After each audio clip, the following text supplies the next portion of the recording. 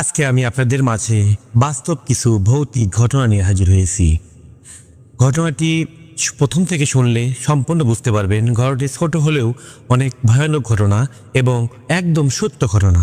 চলুন দেরি না করে ঘটনাটি শুনে নেওয়া যাক।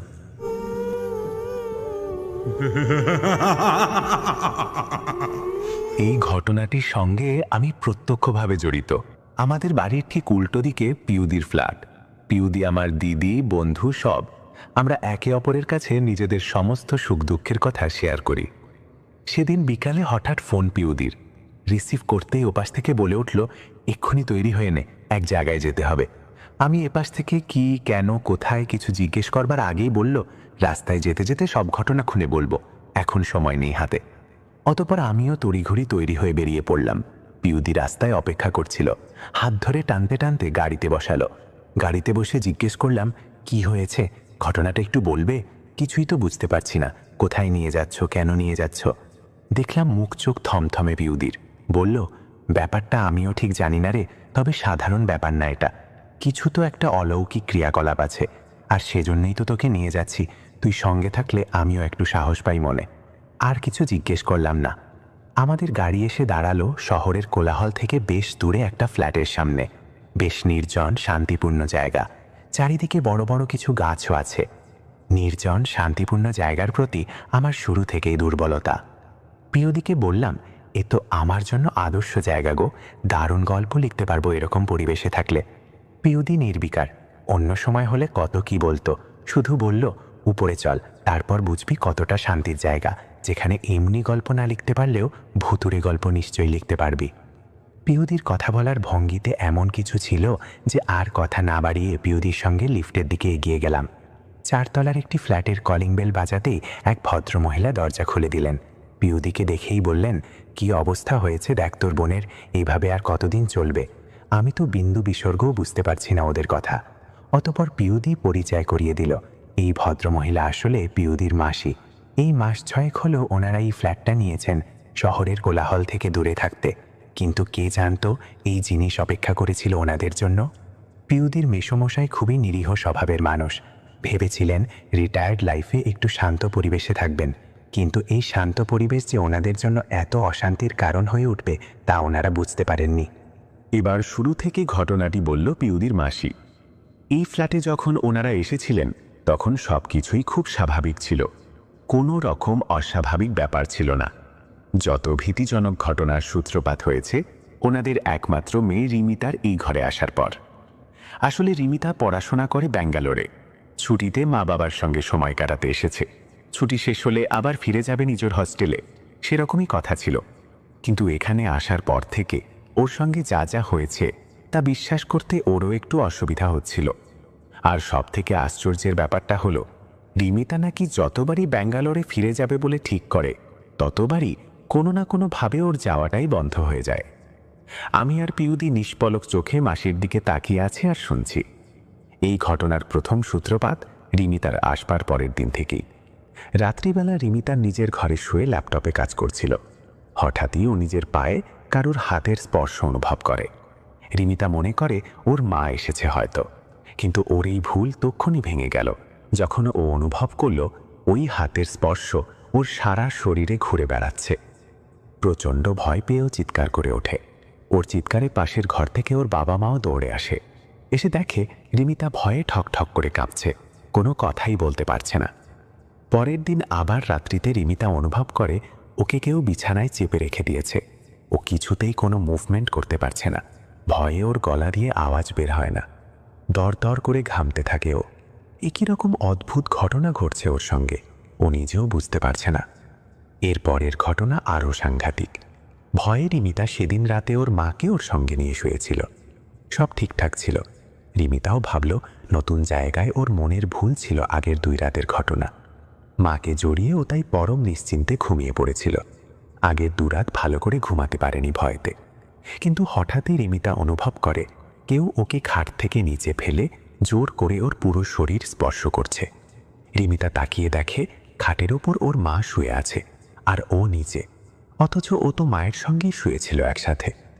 প্রচণ্ড ভয়ে চিৎকার করেও অজ্ঞান হয়ে যায়। আর ওর মা উঠে দেখে রিমিতা মেঝেতে পড়ে আছে। এইভাবে রোজ চলতে থাকে রিমিতার ওপর, প্রতি রাতেই কোনো না কোনো ঘটনা। অত সুন্দর প্রাণবন্ত একটা মেয়ে একদম চুপচাপ হয়ে গিয়েছিল, চোখের তলায় কালি, নিষ্প্রাণ হয়ে গিয়েছিল। ওর মা বাবা ওকে সাইকিয়াট্রিস্টের কাছেও নিয়ে গিয়েছিল, কিন্তু সব মিলিয়ে কিছুই ফল হয়নি। দিনের পর দিন রিমিতা ক্রমশ ডিপ্রেশনে চলে যাচ্ছিল। আর মেয়ের শরীরের এই অবস্থা দেখে ওর বাবা মাও আর মেয়েকে একা ব্যাঙ্গালোরে পাঠাতে পারছিল না। অনেক ডাক্তার দেখিয়েছেন ওনারা, কিন্তু কেউই আসল ঘটনা ধরতে পারছিল না। এইভাবে প্রতিদিন নিজের ওপর শারীরিক ও মানসিক নির্যাতন সহ্য করতে না পেরে গতকাল রিমিতা নাকি সুইসাইড করবারও চেষ্টা করেছিল, আর সেজন্যেই ওরা পিওদিকে কাল ডেকে পাঠিয়েছেন। আমি আর পিওদি সমস্ত ঘটনা শুনে হতবাক। এই ধরনের ঘটনা যে ঘটতে পারে তা আমাদের কল্পনারও বাইরে। যাই হোক, আমরা রিমিতার ঘরে গিয়ে দেখি খাটের এক কোণে ও জোরোসোরো হয়ে বসে আছে। দেখেই মনে হচ্ছে ও প্রচণ্ডভাবে ভয় পেয়েছে। আমি আর পিওদি ওর কাছে যেতেই পিওদিকে জড়িয়ে ঝরঝর করে কেঁদে ফেলল। খুব কষ্ট হচ্ছিল ওকে দেখে, খুব অসহায় মনে হচ্ছিল। কি অবস্থা হয়েছে মেয়েটার, এভাবে চলতে থাকলে তো ও শেষ হয়ে যাবে। পিওদি আমাকে বলল, ঘরে ফোন করে বলে দে আজ আমরা এখানেই থেকে যাব, মেয়েটাকে এভাবে ছেড়ে যাওয়া ঠিক মনে হচ্ছে না। বলে দিলাম যে যার বাড়িতে। সত্যি কথা বলতে কি, আমারও ইচ্ছা করছিল কি হয় রোজ রাতে রিমিতার সঙ্গে সেটা প্রত্যক্ষ করার। কতটা সত্যি ব্যাপারটা সেটা জানতেই হবে আমাদের। আমরা দুজন ওখানে থাকাতে রিমিতা আর ওর বাবা মাও একটু সাহস পেয়েছিল। সবাই ডিনার করলাম একসাথে। পিউদি আর আমি বিভিন্ন রকমের কথা বলে রিমিতার মনটা ওইসব ঘটনা থেকে সরিয়ে রাখতে চাইছিলাম। রিমিতা অনেকদিন পর হাসি খুশি লাগছিল একটু। মনে মনে আমরা দুজন নিশ্চিন্ত হচ্ছিলাম, যাক এতদিনে মেয়েটা এই ঘটনা থেকে সরে আসতে চেষ্টা করছে অন্তত। কিন্তু সত্যিই কি তাই? আমাদের এই ধারণা যে কতটা ভুল ছিল তা কিছুক্ষণের মধ্যেই আমরা দুজনে বুঝতে পারলাম। সেই রাতে আমি আর পিউদি দুজনে রিমিতার ঘরে শুলাম। অনেক রাত অবধি গল্প করলাম সবাই, তারপর শুতে গেলাম। ঠিক মাঝরাত্রিতে কিসের একটা আওয়াজে আমার ঘুম ভেঙে গেল। দেখি পাশে রিমিতা নেই। তাড়াতাড়ি উঠে পিউদিকে ডাকলাম, আর তারপর আমরা যা দেখলাম তা বাস্তব নাকি আমাদের চোখের ভুল কিছুই বুঝতে পারছিলাম না। দেখি রিমিতা দেওয়ালের সঙ্গে এমনভাবে চেপে দাঁড়িয়ে আছে যেন মনে হচ্ছে কেউ ওকে চেপে রেখে দিয়েছে। এক বিন্দু নড়াচড়া করবার ক্ষমতা নেই ওর। ওর মুখটা একটু উপরে করে ধরলে যেরকম অবস্থানে থাকে সেভাবে আছে। আর ভীষণ ভয়ে রিমিতার পুরো শরীর কাঁপছে। ওর মুখ অস্বাভাবিক রকমের ভীতিজনক। আমি আর পিউদি ওর কাছে গিয়ে ওকে ওখান থেকে সরিয়ে আনতে গেলাম, কিন্তু অবিশ্বাস্যভাবে আমরা দুজনেই ওকে এক চুলও নাড়াতে পারলাম না। ওর শরীরটা পাথরের মতো স্থির হয়ে আছে।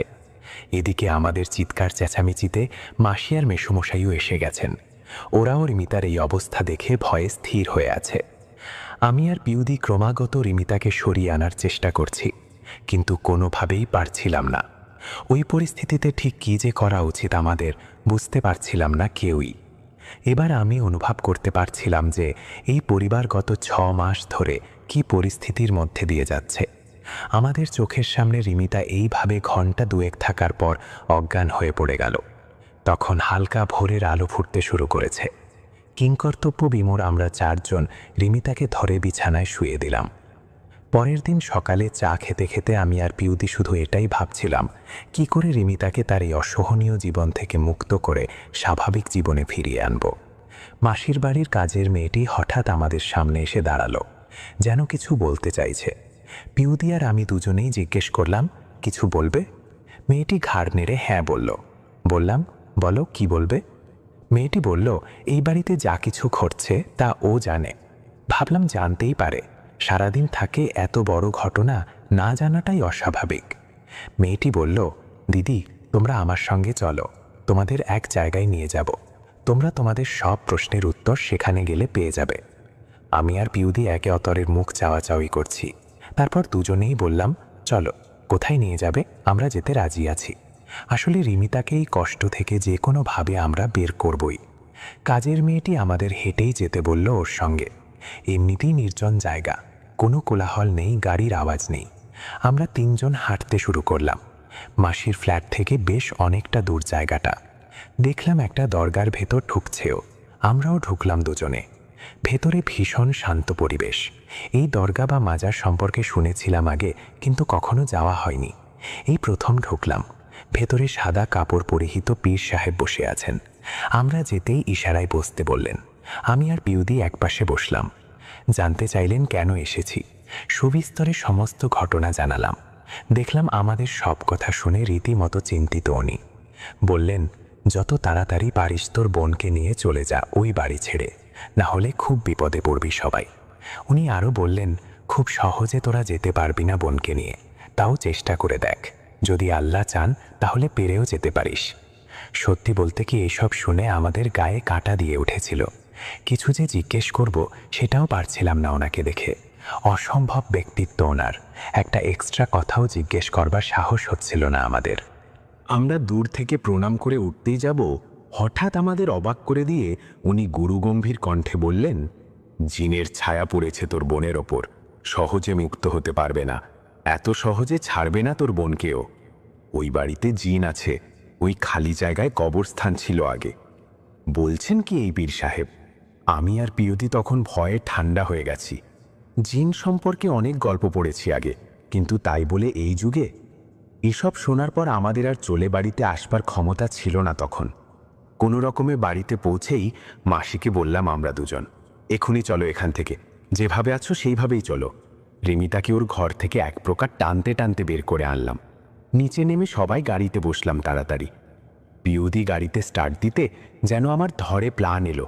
ভাবলাম এ যাত্রা আমরা রিমিতাকে বাঁচিয়ে নিলাম, কিন্তু সত্যিই কি তাই? 10 মিনিট পরই দেখি গাড়ি আর চলছে না। কি ব্যাপার কিছুই বোঝা যাচ্ছে না। আমি আর পিউদি সামনে বসেছিলাম। আমি নিচু স্বরে পিউদিকে বললাম, মনে হচ্ছে পীর সাহেব ঠিকই বলেছিলেন, এত সহজে আমরা বেরোতে পারবো না। পিউদি আর আমি অন্য কিছু ভাবছি তখন। দরকার হলে সারা রাত এই গাড়িতেই কাটিয়ে দেব, কিন্তু ওই ভুতুরে বাড়িতে এই মেয়েটাকে নিয়ে কিছুতেই ফিরবো না আমরা আর। কি করব ভাবছি দুজনে। হঠাৎই আমার মাথায় এলো, একটা ফোন করলে কেমন হয়। ভাবা মাত্র আমি ফোন করলাম অনিরুদ্ধদা, মানে পিউদির হাজব্যান্ডকে। ফোন করে লোকেশন জানিয়ে বললাম এখনই যেন চলে আসে, আমরা গাড়িতেই আছি। 20 মিনিটের মধ্যে অনিরুদ্ধদা হাজির গাড়ি নিয়ে। কোনো কথা না বলে রিমিতাকে উঠিয়ে আমরাও উঠলাম তাড়াতাড়ি। পিউদির বাড়ির সামনে যখন গাড়ি এসে দাঁড়ালো, আমার মনে হচ্ছিল যেন আমি এতক্ষণ অন্য কোনো জগতে ছিলাম। সবাইকে নিয়ে পিউদির ফ্ল্যাটে গেলাম। কিছুক্ষণ পর বাড়ি। সে রাতে কিন্তু রিমিতার সঙ্গে কোনো রকম ঘটনা ঘটেনি। পরের দিনের ভোরের আলো রিমিতার জীবনেও নতুন আলোর সন্ধান এনে দিয়েছিল। অন্তত ওর মুখের হাসি দেখে আমাদের তাই মনে হয়েছিল। এখন চলুন চলে যাই পরবর্তী ঘটনায়।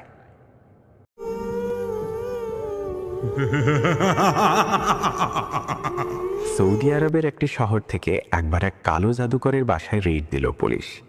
বাইরে থেকে দেখলে মনে হবে এলাকার আর 10টা সাধারণ বাসার মতোই যেন এই বাসা, কিন্তু দরজা খোলার সাথে সাথেই বোঝা যাবে এই বাসায় স্বাভাবিক বলে কিছু নেই। ভেতরে ঢুকতেই পুলিশদের গা গুলিয়ে বমি আসলো ভয়ানক দুর্গন্ধে। পুরো বাসাটা যেন একটা আবর্জনাখানা। তান্ত্রিক টাইপের হাবিজাবি জিনিস দিয়ে বাসা ভর্তি। তাবিজ, কবচ, দড়ি, বোতল, মরা প্রাণীর মৃতদেহের অংশবিশেষ, পায়খানা, রক্ত, এগুলো জায়গায় জায়গায় ছড়িয়ে আছে। এই বাসায় কোনো সুস্থ মস্তিষ্কের মানুষ থাকতে পারে?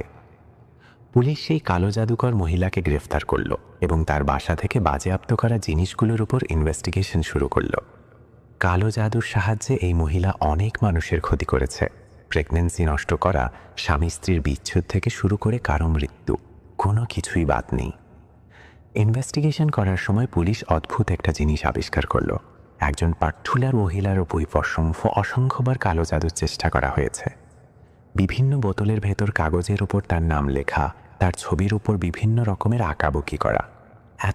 এতবার এই এক মহিলার নাম লেখা উপকরণ খুঁজে পেয়েছে যে বাধ্য হয়ে পুলিশ কালো জাদুকরকে জিজ্ঞেস করে, কেন এতগুলো উপকরণে একজন মহিলার নাম লেখা? কালো জাদুকর মহিলা তখন বলে, আমি এই মেয়েটার উপর কালো জাদু করার জন্য দুনিয়ার কোনো চেষ্টা করা বাকি রাখিনি, অথচ কিছুতেই আমি কালো জাদু দিয়ে তাকে কাবু করতে পারিনি। এই মেয়েটির আপন খালা বা আত্মীয়া তাকে কালো জাদু করার জন্য আমাকে অনেক টাকা দিয়েছে, অথচ আমি যতবার আমার জিনদেরকে তার বাসায় পাঠিয়েছি ক্ষতি করার জন্য, জিনগুলো ফেরত এসে আমাকে বলেছে, আমরা তো ওই বাড়িতে কিছুই দেখতে পারি না, ক্ষতি করার মতো কোনো মানুষকেই দেখতে পাই না। সুবহানাল্লাহ। যে মেয়েটার উপর কালো জাদুর এত চেষ্টা করা হয়েছে সে আদৌ নিরাপদে আছে কিনা এটা নিশ্চিত হওয়ার জন্য এবার পুলিশ মেয়েটিকে সরাসরি ফোন দিল। মেয়েটাকে সব খুলে বলল পুলিশ। সে তো ভীষণ অপ্রস্তুত সব কিছু শুনে। তাকে জিজ্ঞেস করল, এই যে এতবার আপনার ক্ষতি করার চেষ্টা করা হয়েছে, আপনি কি কিছু টের পেয়েছিলেন? উত্তরে ভদ্রমহিলা যা জবাব দিল শুনে যেন হাত পা ঠান্ডা হয়ে যায়। তিনি বললেন, জি, মাঝে মাঝে সন্ধ্যার পরে আমাদের মনে হতো ঘরের জানালাগুলোর ওপর বাইরে থেকে সজোরে বাতাস দিয়ে কোনো আঘাত করা হচ্ছে।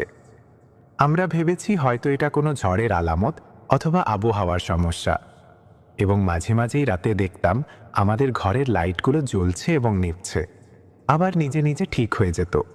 তাই আমরা ভাবতাম হয়তো বিদ্যুৎ লাইনের কোনো সমস্যা। এর বেশি তো আমি কিছু চিন্তা করিনি। আল্লাহু আকবার, সকল প্রশংসা আল্লাহর, যিনি আমাদেরকে রক্ষা করেছেন। তখন পুলিশ অফিসার কৌতূহলী হয়ে তাকে জিজ্ঞেস করলেন, আচ্ছা বোন, আপনি যদি কিছু মনে না করেন আমাদেরকে একটু বলবেন আপনি কি আমল করেন অথবা দোয়া করেন যেটার বদলতে আল্লাহ রাব্বুল আলামিন আপনাকে এত বড় ক্ষতি থেকে হেফাজত করেছেন? কালো জাদুকরের সর্বোচ্চ প্রচেষ্টার বিনিময়ে আল্লাহ আপনাকে সর্বোচ্চ সুরক্ষা দিয়েছেন। ভদ্রমহিলার উত্তরটা অন্তর নাড়া দেওয়ার মতো রিমাইন্ডার।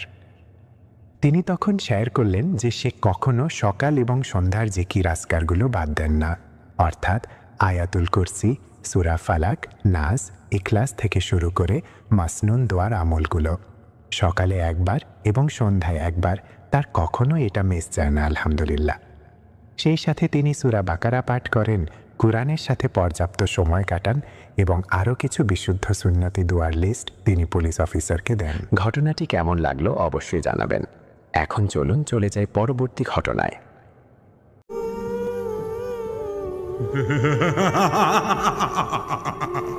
আসসালামু আলাইকুম বন্ধুরা, আপনাদের মাঝে আজকে একটি ভয়ানক ঘটনা নিয়ে এসেছি।